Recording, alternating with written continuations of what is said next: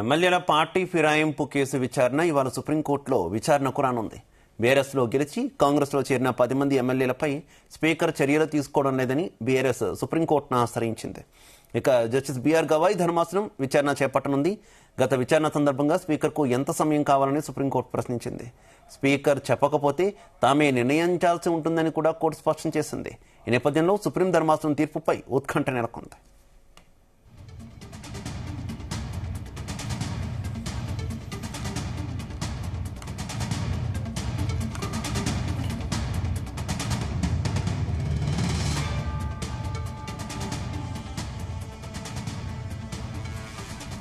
సమాచారం మా bureau chief Narender అందిస్తారు. నరేందర్. రైట్ శివ, ఇవాళ సుప్రీంకోర్టులో పార్టీ ఫిరాయింపులకు సంబంధించినటువంటి విచారణ కొనసాగనుంది. 11 గంటలకు స్టార్ట్ కానుంది. ప్రధానంగా బీఆర్ఎస్ పార్టీ నుంచి గెలిచి కాంగ్రెస్ పార్టీలో చేరినటువంటి మనం చూసాం 10 మంది ఎమ్మెల్యేలు. దాంట్లో దానం నాగేందర్ గాని, కడియం శ్రీహరి, తెల్ల వెంకట్రావు, పోచారం శ్రీనివాసరెడ్డి, బండ్ల కృష్ణమోహన్ రెడ్డి, కాళ యాదయ్య, టి ప్రకాష్ గౌడ్, అరికపూడి గాంధీ, గూడెం మైపాల్ రెడ్డి, ఎం సంజయ్ కుమార్.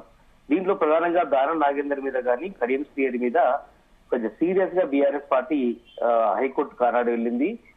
ప్రధానంగా దానం నాగేందర్ అసెంబ్లీకి ఇక్కడ పార్టీ గుర్తు మీద గెలిచి అక్కడ పోయి కాంగ్రెస్ పార్టీ ఎంపీ క్యాండిడేట్ గా సికింద్రాబాద్ నుంచి పోటీ చేయడం ప్రధానమైనటువంటి కారణం.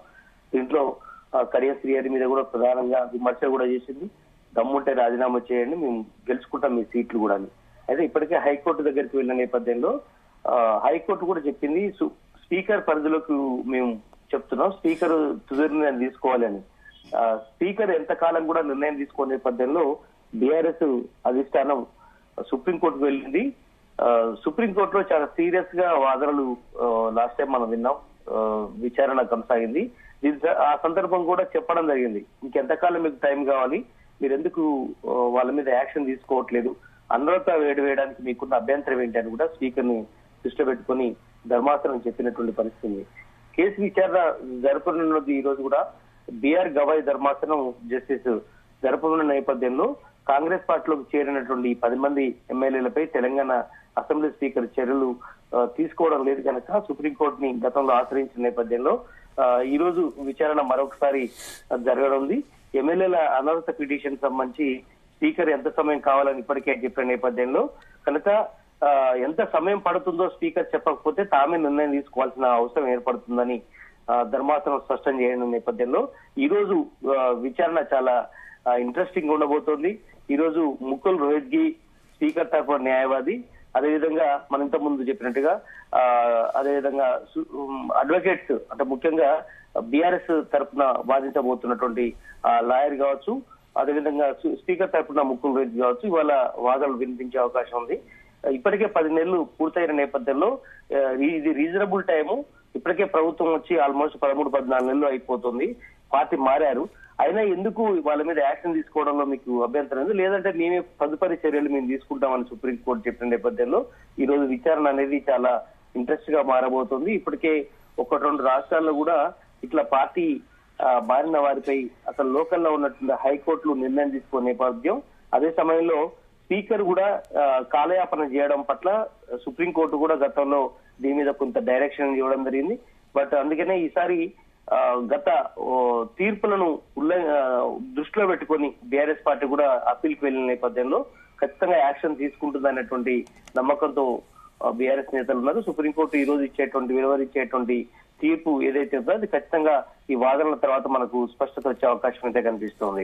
అయితే నరేంద్ర, సుప్రీంకోర్టు కనుక బీఆర్ఎస్ కి అనుకూలంగా తీర్పు కనుక వెలువరించేటటువంటి నేపథ్యంలో తెలంగాణలో రాజకీయ సమీకరణాలు ఏ రకంగా మారేటటువంటి అవకాశం ఉందనుకోవాలి?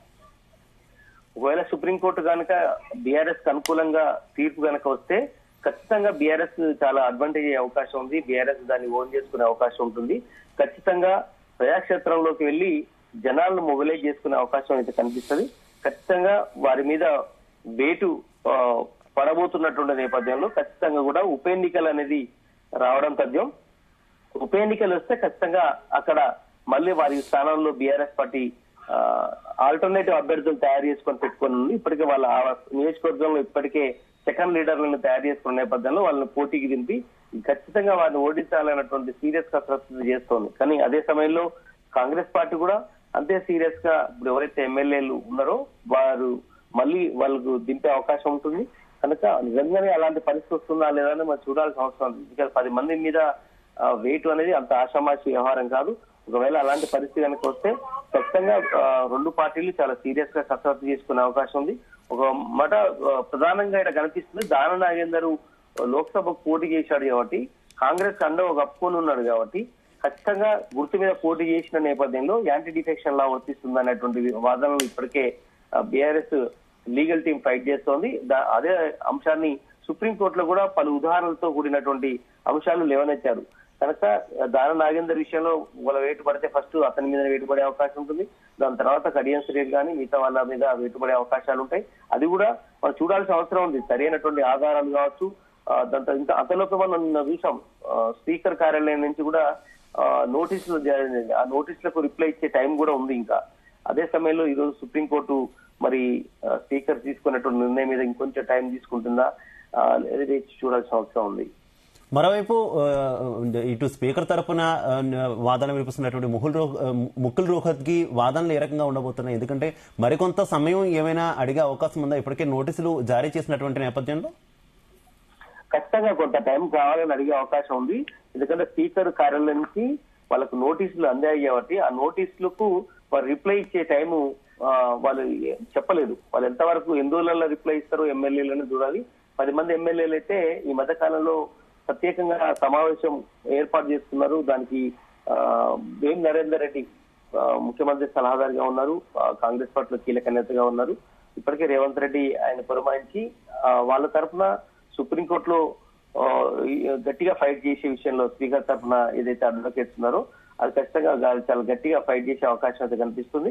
అదే సమయంలో చూడాలి దీని మీద స్పీకర్ కు ఎంతకాలంలో మేము సబ్మిట్ చేయబోతున్నాం, సరైనటువంటి ఎక్స్ప్లెనేషన్ ఇస్తామనేటువంటి భరోసా మరి సుప్రీంకోర్టులో చెప్తారని కూడా మనం వెయిట్ చేయాల్సిన అవసరం ఉంది. కానీ బీఆర్ఎస్ లీగల్ టీం మాత్రం చాలా సీరియస్ గా ఫైట్ చేస్తోంది. పలు ఆధారాలతో కూడినటువంటి అంశాలే కాదు, వివిధ హైకోర్టులో వచ్చినటువంటి ప్రొసీడింగ్స్ ఏదైతే ఉన్నాయో ఆ తీర్పులను కూడా ఉటంకించే అవకాశం అయితే కనిపిస్తుంది. కనుక గతంలో వేటుపడినటువంటి వాళ్ళ పేర్లు అన్ని చెప్తూ సుప్రీంకోర్టులో ఈ అంశం మీద ఖచ్చితంగా వాదనలు జరిగే అవకాశం ఉంది. దాని మీద జడ్జెస్ ఏ రకమైనటువంటి నిర్ణయం తీసుకుంటుంది అనేది మనకు మధ్యాహ్నానికి ఒక క్లారిటీ వచ్చే అవకాశం ఉంటుంది. Okay, thank you.